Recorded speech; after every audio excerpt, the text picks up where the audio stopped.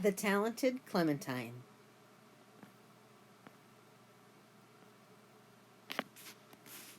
The Talented Clementine by Sarah Pennypacker.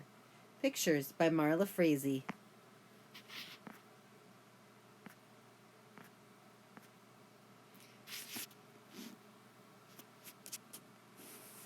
Chapter 1.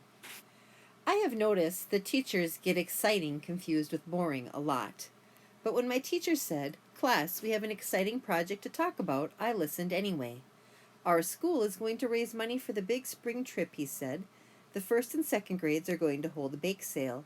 The fifth and sixth grades are going to have a car wash. And the third and fourth grades are going to put on a talent show." All the kids in the room made sounds as if they thought a talent show was exciting news. Except me, because it was N-O-T, not. But okay, fine, it wasn't boring either. Just then, Margaret's teacher came to the door to talk to my teacher, which was good because it gave me an extra minute to think. "Old people love to pat my little brother's head," I said when my teacher walked back into the room. "How about we set up a booth and charge them a quarter to do it instead of having a talent show?"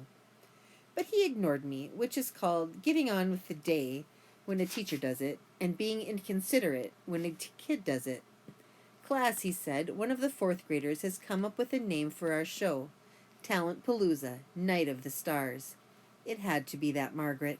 "First, we'll need a cooperative group to make some posters," my teacher said. And that's when the worried feeling, as if somebody were scribbling with a big black crayon, started up in my brains. My teacher kept going on with the cooperative group list. The scribbling got harder and faster and spread down into my stomach. I knew what this meant. I raised my hand. "Yes, Clementine, would you like to be in the cooperative group for refreshments?" "No, thank you," I said, extra politely. "What I'd like is to go to Mrs. Rice's office." "Clementine, you don't need to go see the principal," my teacher said. "You're not in any trouble." "Well, it's just a matter of time," I told him. My teacher looked at me as if he'd suddenly had no idea how I'd gotten into his classroom. But then he gave a big sigh and said, "All right." So I got up. As I left, the O'Malley twins gave me the thumbs up sign, which made me feel like I wasn't alone. But they were wearing their "thank goodness it's not me" faces, which made me know that I was.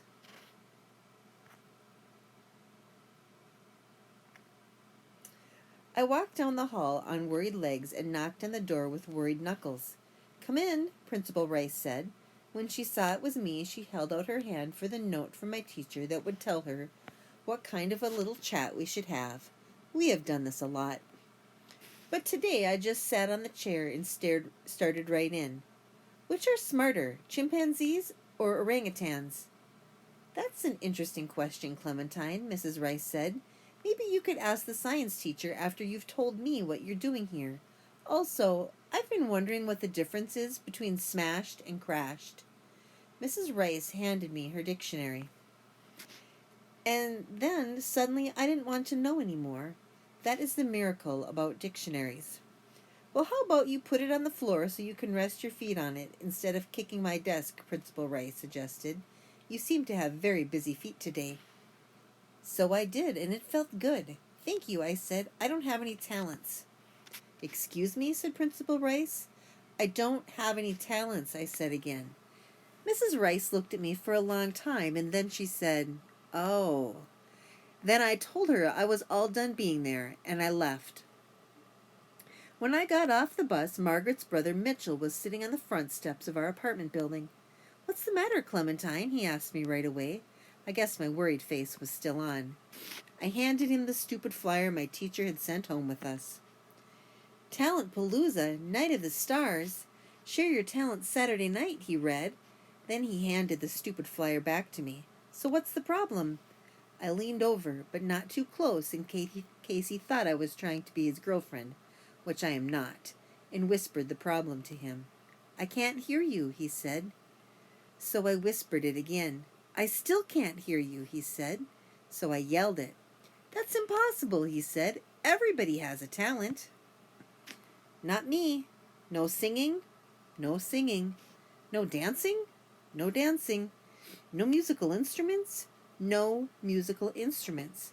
Mitchell was quiet for a minute. How about hopping? He asked finally. No hopping, I answered. Everyone can hop, Mitchell said. Not me. Then I proved it to him. Wow, said Mitchell. Twice. I sat down on the step beside him, except I fell off because my body was a little confused from trying to hop. See, I said, I can't even do sitting. It's hopeless.